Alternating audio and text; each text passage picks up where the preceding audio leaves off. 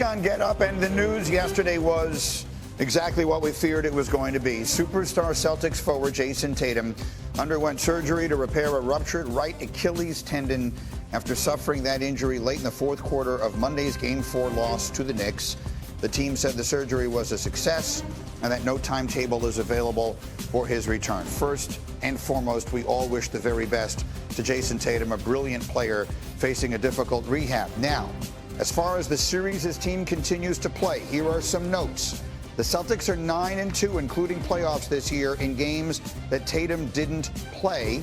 This includes one game, a playoff win against the Magic. Both those losses were also against Orlando. Worth noting, the only playoff teams that Boston played without Tatum were the Magic and the Pistons. And I will also add that without Tatum, the Celtics are favored by 4.5 points in tonight's Game 5 at home. They're obviously significant underdogs to win the series. You see the Knicks are now minus 600 to advance to the conference final. But let's live in the moment, because you said yesterday, if you were a leader on this team, you wouldn't be talking about coming back and winning the series. You'd be talking about coming back one game at a time. How do we win one game? So I need specifics.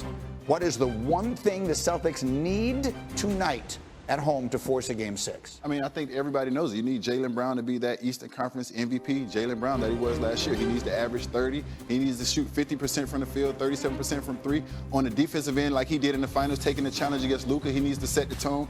And Jason Tatum was their best rebounder. He's got to go up there. He's got to get in traffic. He's got to bring it down. He's got to lead the charge. On offense, I'm looking for him to not go against those other guys. He's not going against OG. You don't want to go against Bridges. You want to go against Hart. You want to hunt that matchup against Brunson. You want to hunt that matchup against Cat. When you get those other guys, you get 2 feet in the paint. He said himself, I am the best in this league at getting 2 feet in the paint. So when you have those matchups against those other guys, it is imperative you get 2 feet in the paint and make the game easier for other guys. It's on Jaylen Brown, says UG. What do you think? I mean, look, this is always a team effort. Porzingis has to be great. Drew Holiday has to knock down shots. But this comes back to the $300 million man, UD, that you just spoke about, right? This is a soul check. You know, this is a character audit. So, you know, you get your team to this position, it's time to prove that, yo, I am that guy. And he has to be. There's no other option, Greeny, for it tonight. Windman, I was busy yesterday. We had the Disney up front and everything, so I came across my screen that you had said something about how the Celtics are definitely not out of this at this point. For the audience that didn't get a chance to see it, and that would include me, what exactly is it you said, and what exactly is it you think about this series going to Game 5? By the way, I disagree that the Knicks are the underdog tonight. I think the Knicks are the favorite tonight. They're 5-0 on the road, and they're losing their offensive, leading offensive engine for the Celtics. I'm just saying the series is not over, and I think the Knicks would agree with me. Of course, the series is not over. The Celtics are a championship team. What I think Boston needs tonight, other than Jaylen Brown having a big game, they need to somehow reanimate Kristaps Porzingis.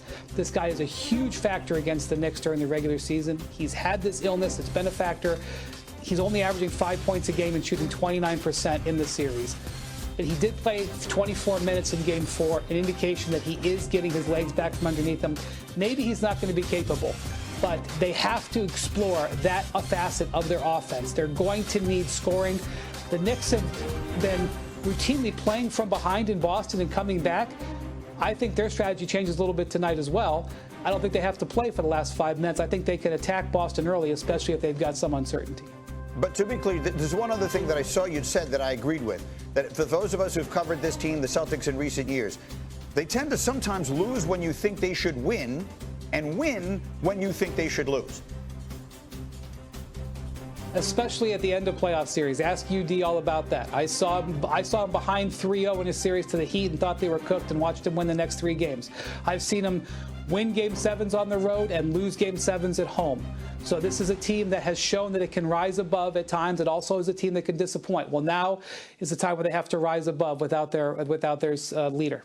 Hey, just on the Porzingis note, I get it. The health is a major thing for him to do, especially with his minutes he's allowed to log on the court. But he is the one X factor in a lot of those ball screens, too, and how they guard Jalen Brunson. It's different, and we'll show video eventually when you have Al Horford out there on screens, and that's who Jalen Brunson is targeting, especially when they switch on the perimeter. When you have a 7-foot unicorn that can play off of him, that even if he gets by him, you're still worried about him coming over the shoulder in the rear view, but also can contest your shot late if he gets in an ISO situation. situation. You know he likes to create that contact with the bigs. He can create that contact against Porzingis all he wants, but he's not finishing over 7'3". No. He's not finishing over that. Yeah, I mean, Porzingis is I called him last year, he was the cheat code. When again, that was with a healthy Jason Tatum. That obviously changes the complexion of literally everything in the series. But yes, if Porzingis is able to look something more like himself, that would make a huge difference. Yeah, I mean, April 8th in the Garden, 34 points, 8 for 13 from 3. Coming back in the finals last year, 21 points in 23 minutes. He has the ability to do that, and he's a matchup problem no matter what you do. On the perimeter, he shoots a three steps from behind the line at 7-3, and in the paint, he goes for it. Can I just tell you guys why I'm so excited about tonight? It's such a soul check. Ooh. It's a soul check for the New York Knicks, where they can grab the soul of the Boston Celtics on their home court, where they are undefeated, and say, it's over, Jalen Brunson, closing time, or we get a chance to watch Jalen Brown, Kristaps Porzingis, Joe Mazzulla try to find a way to continue to scratch and claw for it back at home where they haven't won a game yet. A little later in the morning, we'll talk about what might be at stake in the long run for the Celtics as well. And, of course, the Knicks can punch a ticket to the Eastern Conference Final for the first time in essentially a quarter century. Much more. Yeah, this is just devastating on so many different fronts. Obviously, the Celtics were already in trouble in this series. They were going to lose Game 4 no matter what. So they would have been facing a 3-1 deficit. But now without Tatum, they don't have their offensive leader. They are going to have to get more offense from somewhere else.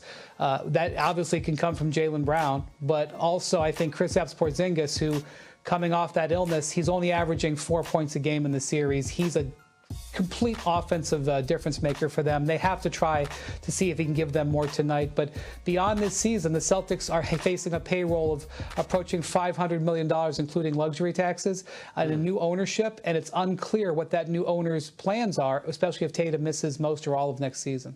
For what it's worth, from the Department of take it for what it's worth, right? 8-2, the Celtics without Tatum in the lineup this season. Not saying, just saying. Meanwhile, New York, talk about the numbers. They invested in Mikal Bridges in the offseason. How do you see that paying dividends so far here, Brian? Well, let me ask you this. The draft order is now set that the first 2 picks that the Knicks sent in Brooklyn will fall at numbers 19 and 26 in this upcoming draft. Do you think the Knicks regret it? They do not right now. Mikal Bridges has been a defining player in this series. I know Jalen Brunson has gotten a lot of attention for his heroics in the late game, and absolutely he should. But Mikal Bridges has been the absolute offensive engine in the fourth quarters of games 2 and 4. Those 2 huge moments for the Knicks where they're able to come back and get victories. Bridges, especially being effective offensively when Brunson has been able to rest on the bench, giving him the ability to come back in with a little more energy. And then obviously he's been a defensive playmaker at the end of a couple of these games. This has been a breakout series for Bridges as a Knick. We knew the Jalen Brunson game was coming in this series here, Brian, going for darn near 40 points the last time out. How sustainable do the Knicks feel like Brunson's sort of offensive awakening will be here as they can close this series out?